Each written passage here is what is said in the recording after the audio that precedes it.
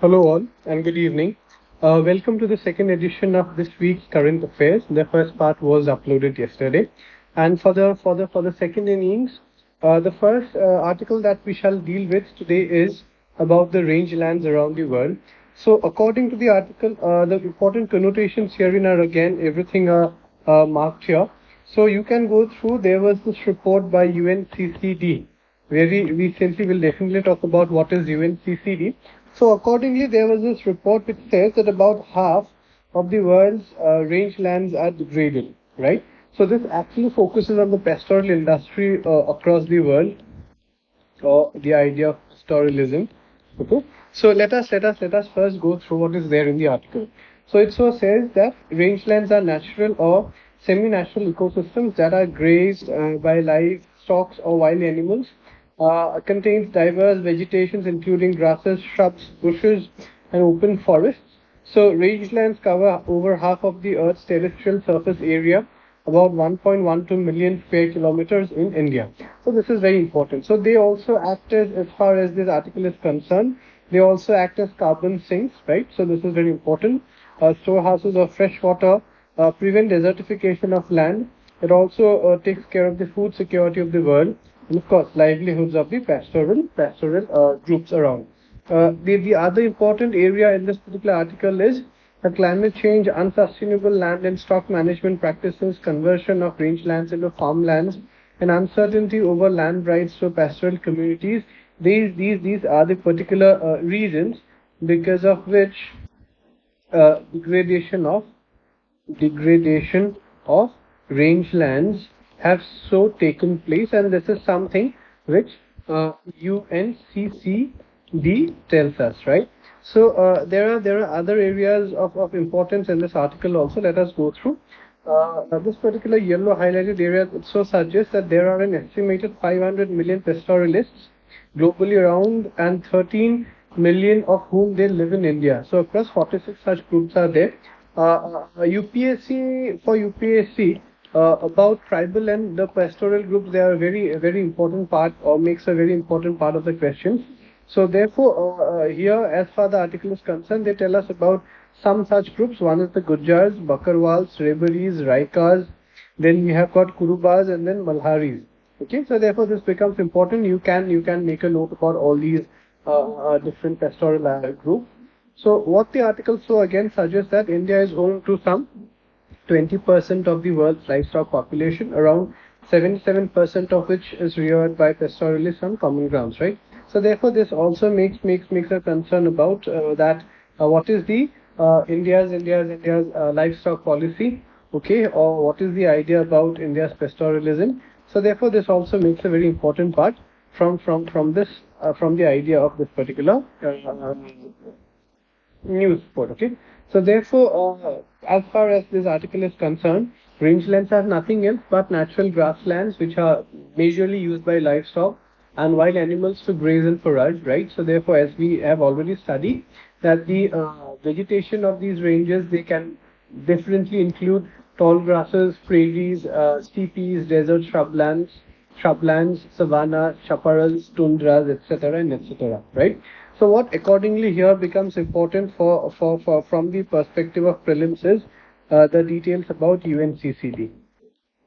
Okay, so about UNCCD, this is a sole binding international agreement which links environment and development to sustainable land management. So this primarily deals with land management, and this particular convention under the UN was so created in the year 1994, right? So therefore it has got 197 parties everybody working together to improve the living conditions of people in dry land, to maintain and restore land and soil productivity, and also to mitigate the effects of drought.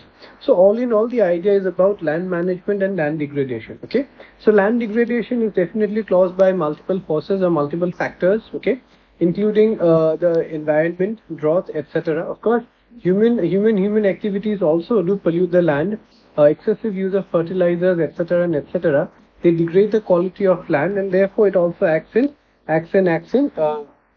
the productivity, or rather hampers the productivity of the soil. Okay, So accordingly, important under UNCCD is there is a framework which they had started from 2018 to 2013.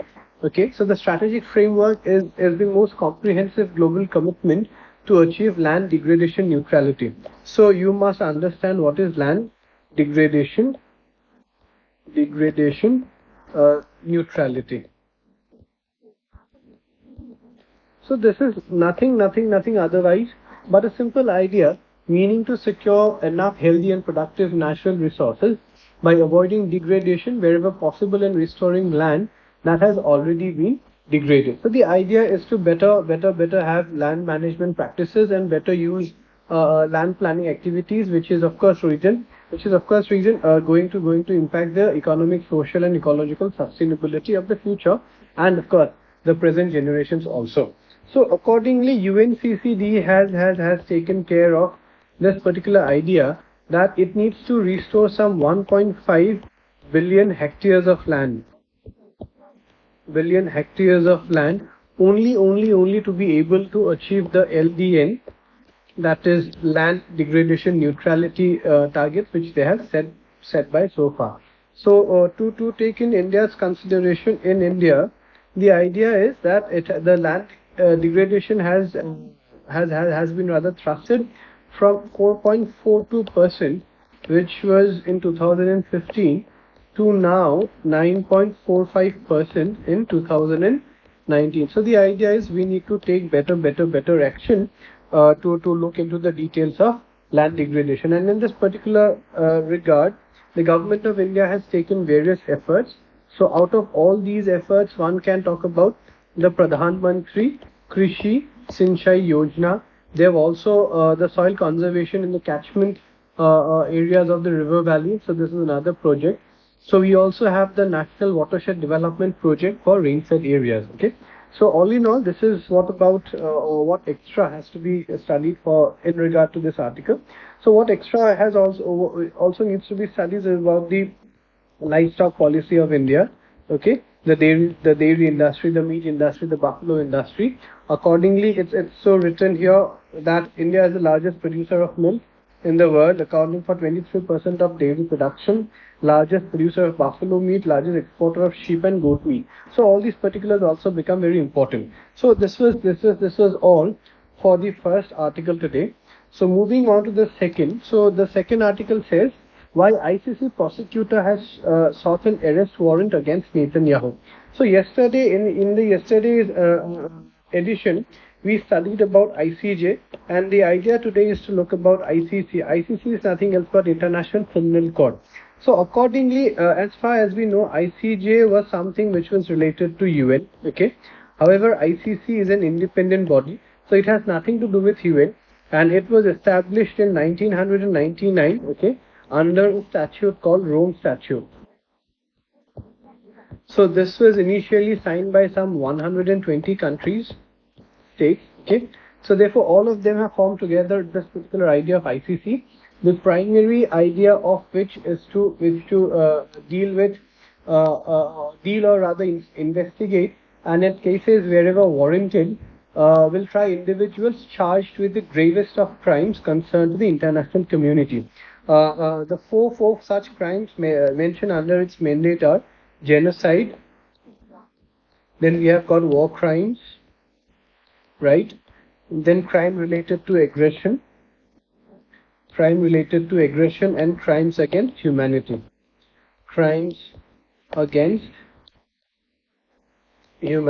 Okay, so these are the four areas wherein the idea of ICC is so mandated. So the ICC is located or headquartered at in Hague, which is in Netherlands. Okay.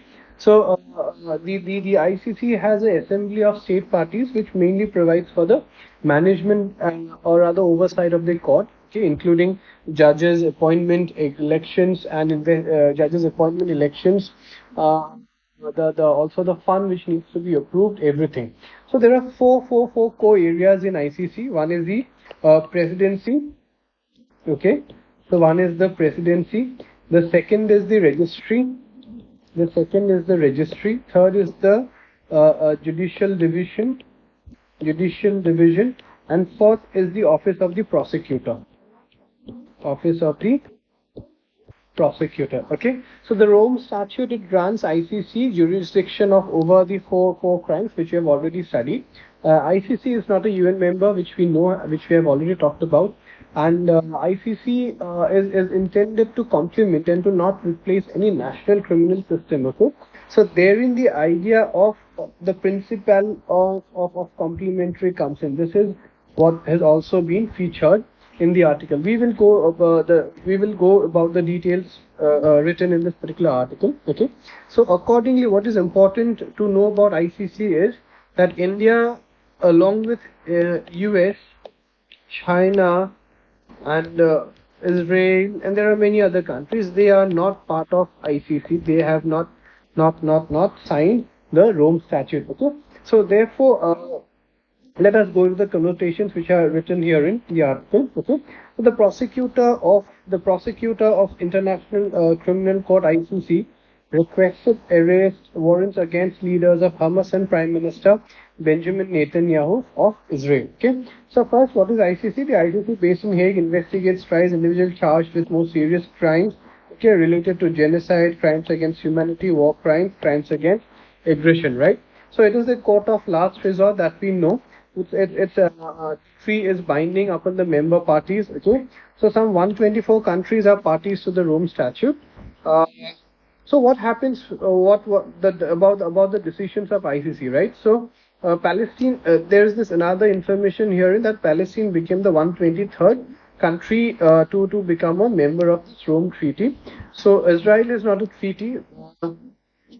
Is not a party to the treaty. The ICC are binding. Okay. However, it relies on the cooperation of the states for support, particularly for making arrests and transferring the arrested individuals to the ICC detention center for freezing the assets and enforcing sentences. So this is all about ICC. Okay. So moving on to the third article of this session. So we are to talk about NATO herein.